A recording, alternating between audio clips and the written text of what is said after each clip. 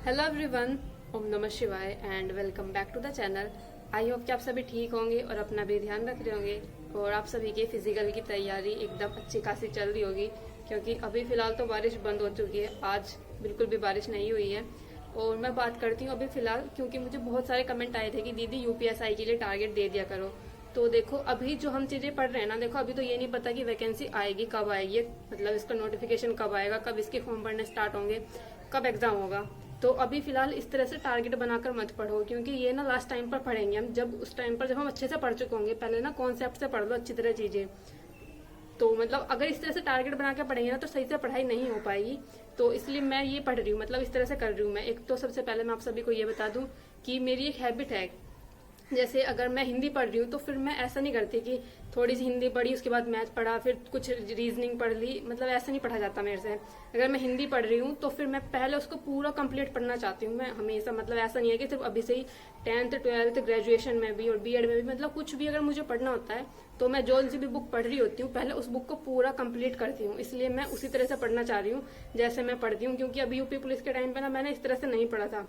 मैंने आप सभी के साथ वो टारगेट बनाकर पढ़ा था, जिसमें मैं कभी हिंदी पढ़ रही थी, कभी रीजनिंग पढ़ रही थी, कभी मैथ पढ़ रही थी। तो इस तरह से ना मुझे थोड़ा सा डिस्टर्ब लगता है इस तरह से पढ़ना। मुझे अच्छा लगता है कि अगर मैं हिंदी पढ़ रही हूँ तो मैं पहले पूरी कंप्लीट हिंदी पढ़ लूँ, पूरे उसके कॉन्सेप्ट को अच्छी तरह से पढ़ लूँ।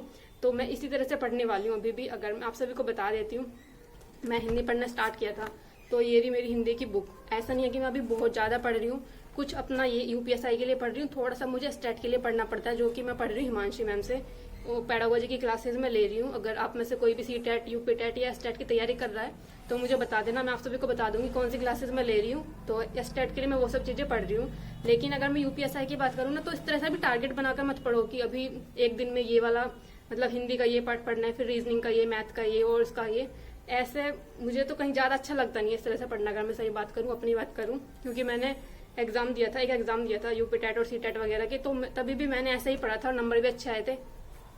तो सबसे पहले ना, मतलब अपने कॉन्सेप्ट को क्लियर करने के लिए, और सबसे बड़ी बात ये होती है जब हम एक सब्जेक्ट पढ़ रहे होते हैं ना, तो एक चैप्टर दूसरे चैप्टर से जरूर कनेक्ट होता है कहीं ना कहीं। अगर स्पेशली मैथ की या रीजनिंग की बात करोगे तो हर चैप्टर एक दूसरे चैप्टर से कनेक्ट होता है। तो इसलिए मैं सबसे पहले पढ़ रही हूँ मैथ वाला, या जो हिंदी वाला पार्ट है। देखो ये थी हिंदी वाला पार्ट, सिर्फ अभी 2 ही चैप्टर्स किए मैंने।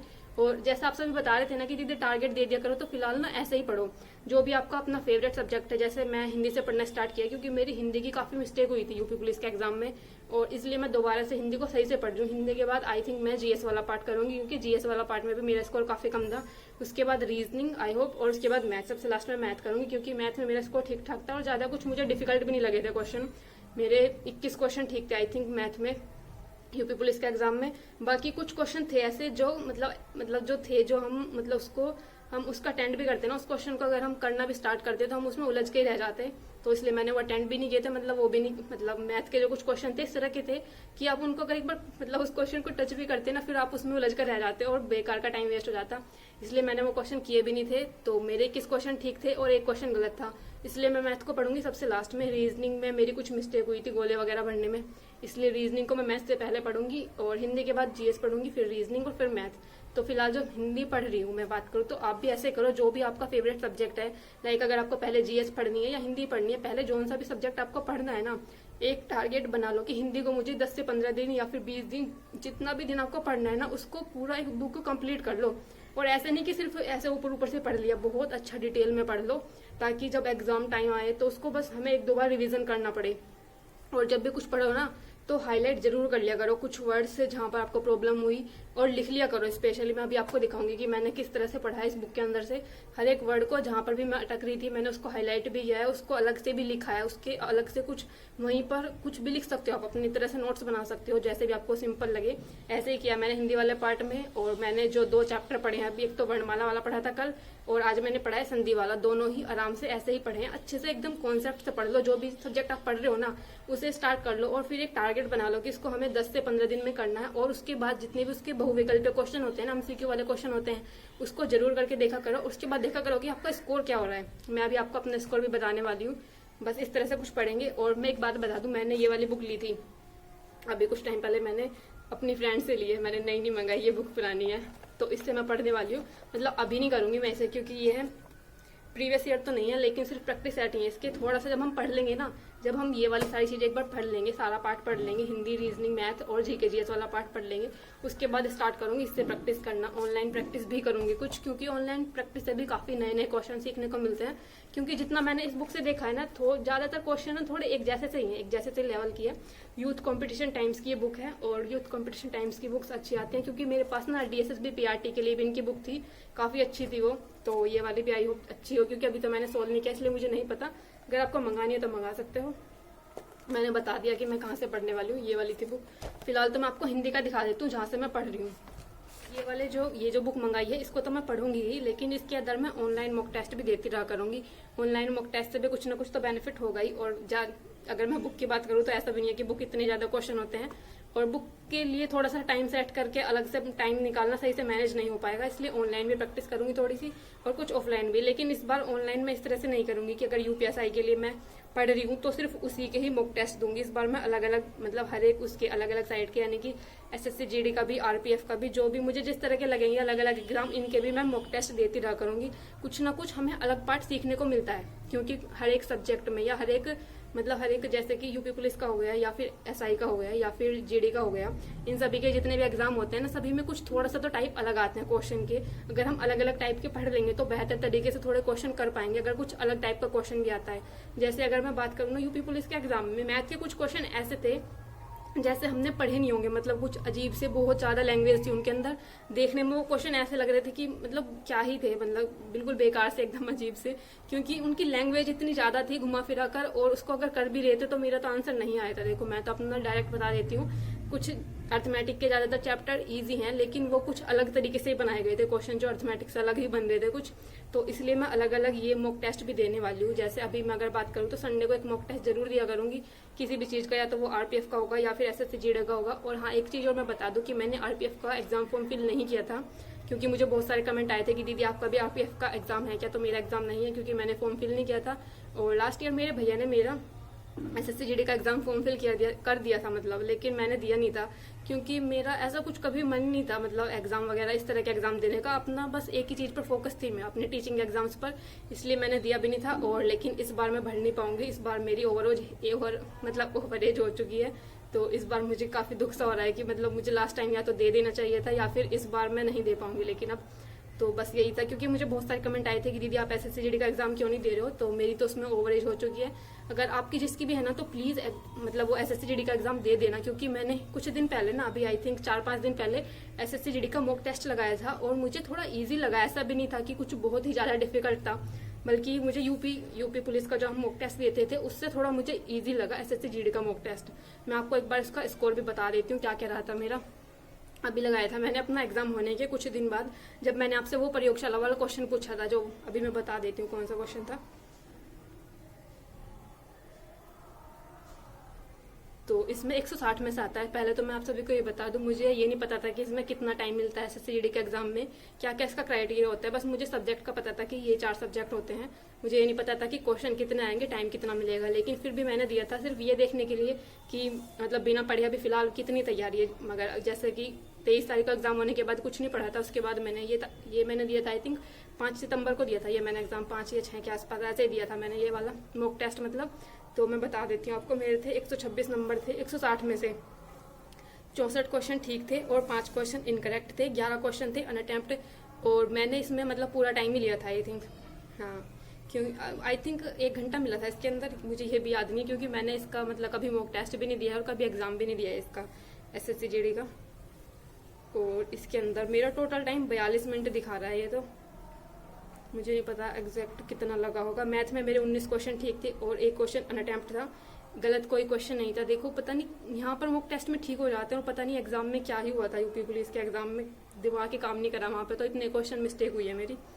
मैथ में मेरे 19 क्वेश्चन ठीक है, 1 क्वेश्चन अनअटेम्प्ट है। जीके जीएस वाले पार्ट में 10 क्वेश्चन ठीक है, 4 गलत हैं और 6 अनअटेम्प्ट है। जीके जीएस वाला पार्ट तो मेरा बिल्कुल ही वीक है, चाहे मैं उसको पढ़ूँ ना पढ़ूँ, मतलब कितना भी पढ़ लूँ। एक तो मुझे जो सन वाले जो क्वेश्चन होते हैं वो जल्दी से याद नहीं रहते। और बस यही था जीके जीएस वाला स्कोर। मुझे लगता है और बेहतर करने की जरूरत है, स्पेशली जीके जीएस वाला पार्ट। इसमें 10 क्वेश्चन ठीक थे, 4 गलत थे और 6 अटेम्प्ट थे। और उसके बाद अगर रीजनिंग की बात करूँ तो रीजनिंग में 16 क्वेश्चन ठीक थे, 4 क्वेश्चन अनअटेम्प्ट थे। और हिंदी में 19 क्वेश्चन ठीक थे, एक क्वेश्चन गलत था जो कि मैंने आप सभी से पूछा था, कम्युनिटी पोस्ट पर डाला हुआ था मैंने वो क्वेश्चन। हिंदी का कौन सा था जो इनकरेक्ट था? ये क्वेश्चन था योग्यता और प्रयोगशाला वाला। आपने जब कभी SSCGD का एग्जाम दिया होगा उस टाइम पर ये मॉक टेस्ट लगाया होगा, क्योंकि काफ़ी सारे लोगों के कमेंट आए थे कि दीदी ये तो SSCGD के एग्जाम का मॉक टेस्ट का क्वेश्चन है। तो यही था ये योग्यता और प्रयोगशाला वाला क्वेश्चन जो गलत था, और बाकी सारे ठीक थे। तो यही था इसके अंदर स्कोर, SSCGD के एग्जाम के मॉक टेस्ट के अंदर मेरा स्कोर। लेकिन अब किस्मत देखो, मैं इसका एग्जाम नहीं दे सकती हूँ। जब मैं दे सकती थी तब मैंने नहीं दिया था। यही होता है जब आप इतनी मेहनत करते हो, किसी चीज़ के लिए तैयारी करते हो। क्योंकि अभी तक मुझे सबसे पहला जो मतलब मैं फेल हुई थी, जिस पेपर में फेल हुई थी वो KVS का एग्ज़ाम था, क्योंकि उससे पहले मैंने उस तरह के एग्ज़ाम दिए भी नहीं है। अगर मैं खुद अपनी बात करने लगूँ कि मैं उस एग्ज़ाम में फेल हुई, इतने एग्ज़ाम में फेल हो गई, सिर्फ एक एग्ज़ाम दिया था और अभी यूपी पुलिस का दिया है। अभी पता नहीं इसका क्या ही रिजल्ट आएगा।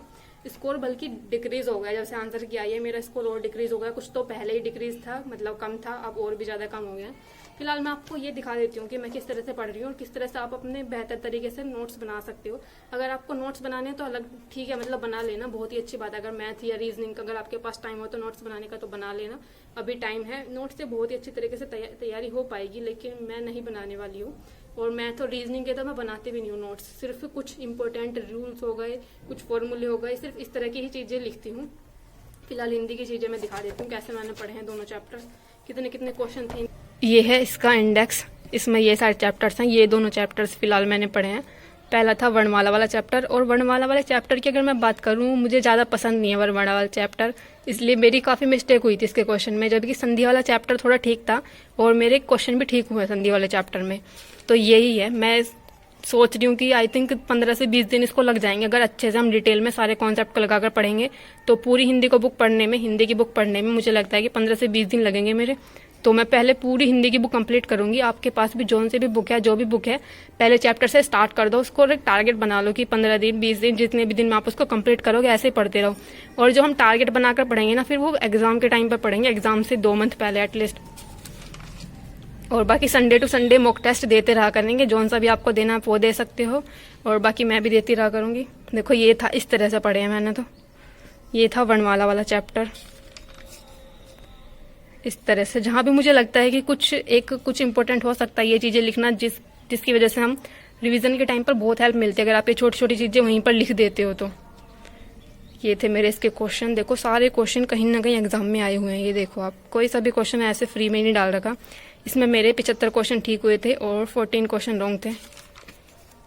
ये इस तरह के थे। ये था इसका संधि वाला चैप्टर। इसके क्वेश्चन देखो एक क्वेश्चन था जो मुझे थोड़ा सा गड़बड़ लग रही है इस क्वेश्चन में कि है क्या। देखो यहाँ पर राजश्री का वो पूछा गया है, मतलब इसके अंदर संधि कौन सी है। देखो यहाँ पर राज जमा ऋषि लिखा गया है और यहाँ पर राजा जमा ऋषि लिखा गया है। दोनों के लिए अलग अलग संधि दिखा रखी है। तो ये समझ नहीं आया मुझे कि इसमें मिस्टेक क्या है, क्योंकि दोनों में संधि बिल्कुल एक जैसी दिखा रखी है, लेकिन उसको जो संधि विच्छेद किया है ये बिल्कुल अलग तरीके से किया हुआ है। यहाँ पर राजा जमा ऋषि लिखा हुआ है, यहाँ पर राज जमा ऋषि लिखा हुआ है। तो ये वाला क्वेश्चन लगा था मुझे मिस्टेक। और जिन क्वेश्चन पर मैं अटक रही थी उन पर मैंने थोड़ा सा ग्रीन कर दिया था, ताकि नेक्स्ट टाइम पढ़ूंगी तो थोड़ी आसानी रहेगी।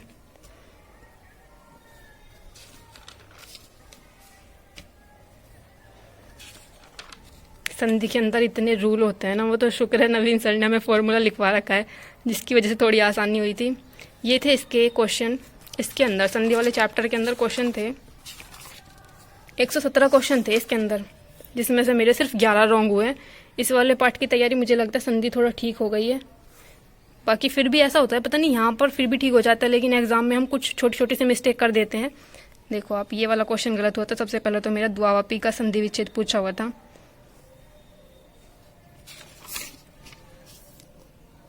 और एक ये गलत हुआ था, महर्षि का यण संधि लगाया था मैंने, गुण संधि होना चाहिए था आई थिंक इसका। ये कुछ क्वेश्चन जो मेरे गलत हुए थे, जिन पर गोला लगा हुआ है ना, ये वाले गलत क्वेश्चन थे मेरे।